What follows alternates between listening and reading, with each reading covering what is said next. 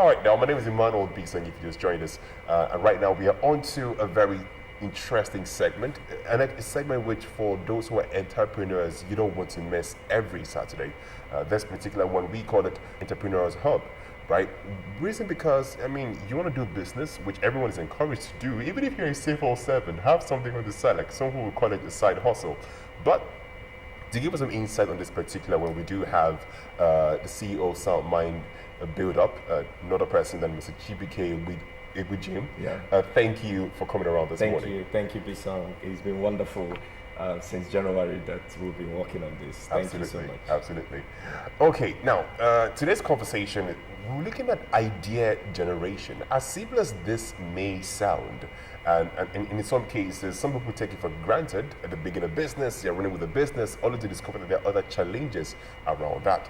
And we're trying to understand exactly how best do we generate ideas that are profitable and very viable for our businesses. So, first of all, help us understand, what exactly is idea generation? Okay, thank you so much for that question. In a nutshell, idea generation is a process of developing new enhanced idea, enhanced product or service for the purpose of either starting a new business or developing on an existing business. So it's a process of developing a product or a service for the purpose of either starting a new business or enhancing the performance of an existing business. So that in a nutshell is idea generation. How do I create something new for the market, or how do I make what I have already better for the market? So those are the strategies that we call idea generation. Okay, interesting one there. Okay, now where do entrepreneurs get ideas from? I mean, it must sound like a crazy question, but I mean, people don't go around looking for ideas, do they? I don't know.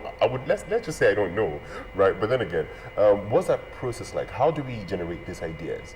Okay, so there are different places where entrepreneurs can generate ideas, and number one of them is your formal experience in your formal industry where you have worked before, because we expect that entrepreneurs are not they don't come from the sun or from the moon.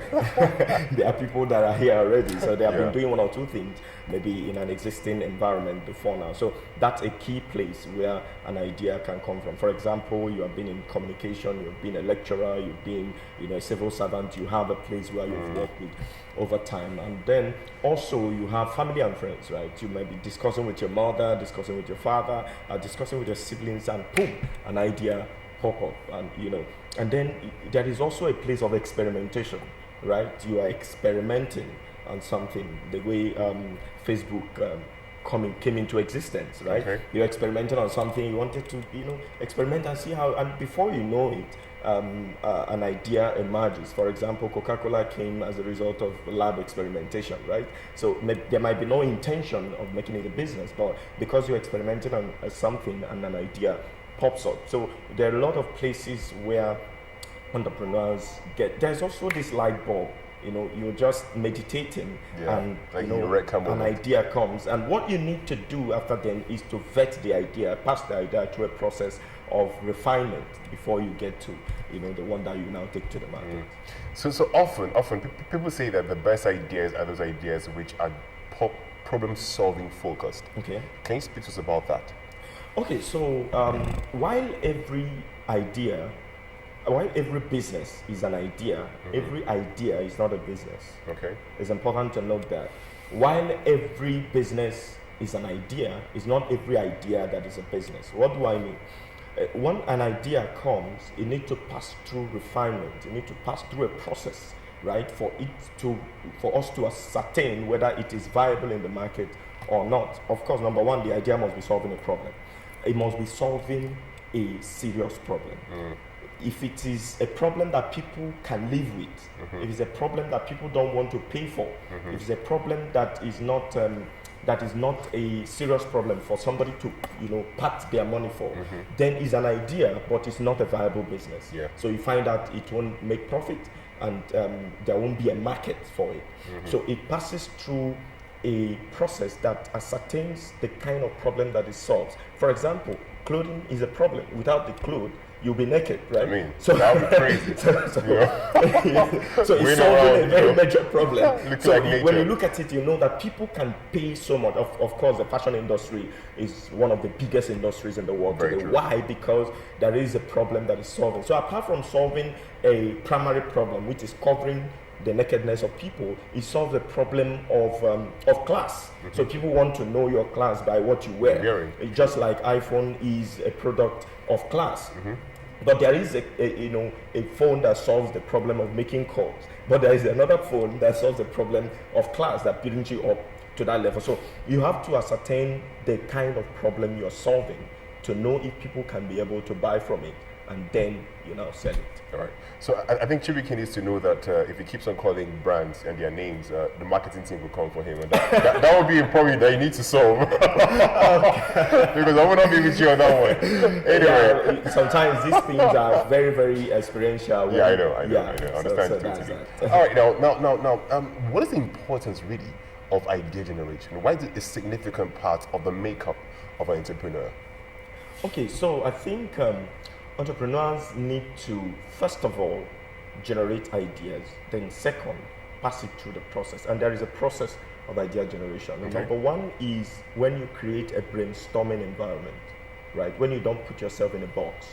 Because you want to be, an entrepreneur is an artist, right? You carve a product for the market.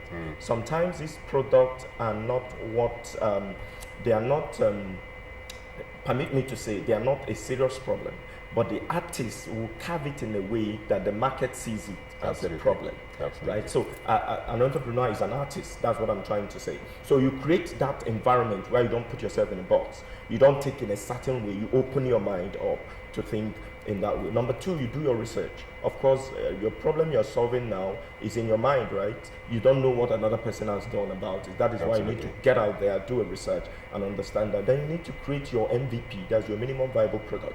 The product that you can dash, you can give to people.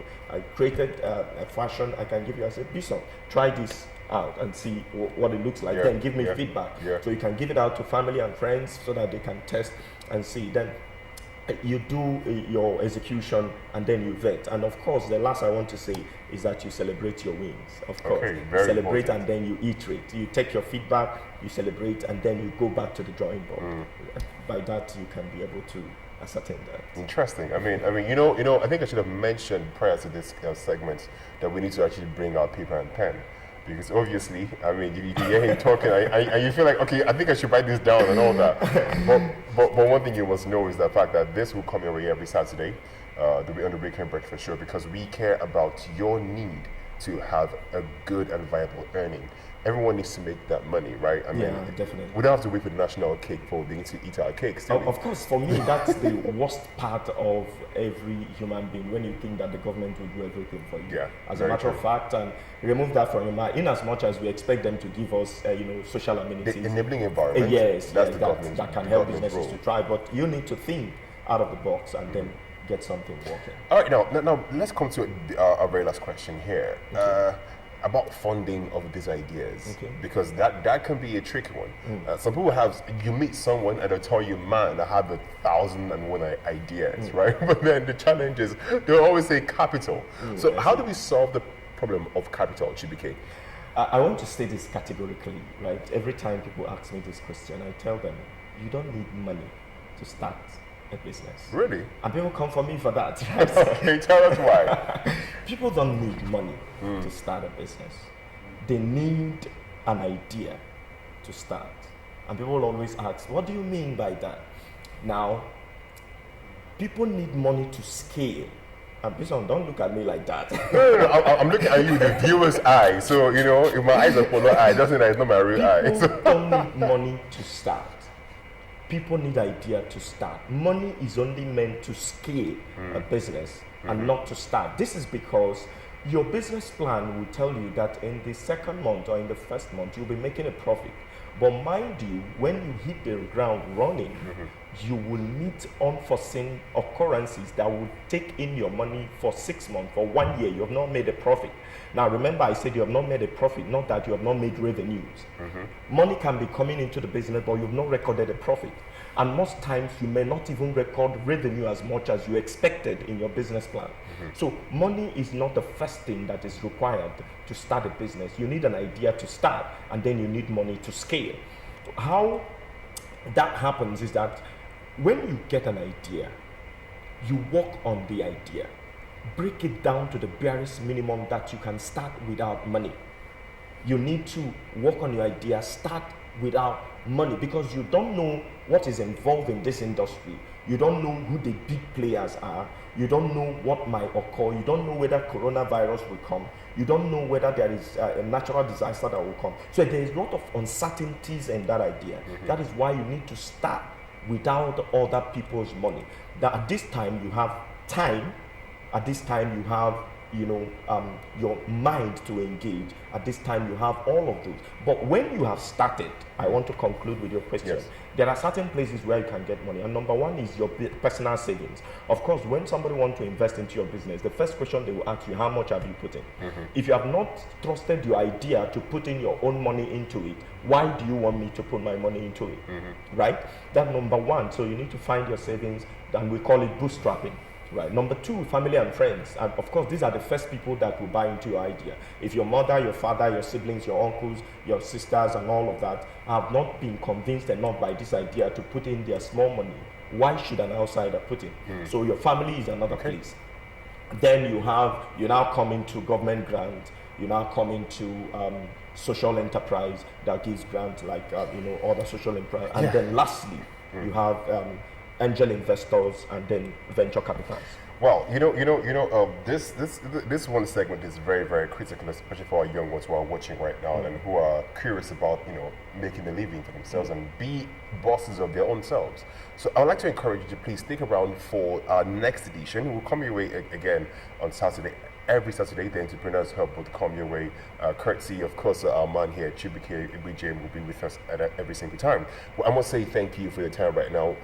If you check your time right now, it's almost time for us to begin to wrap things up. But, I mean, Chibuike, it's been amazing. I really must say. Thank you. And I want to tell you out there, get your idea to the streets. Start working on it.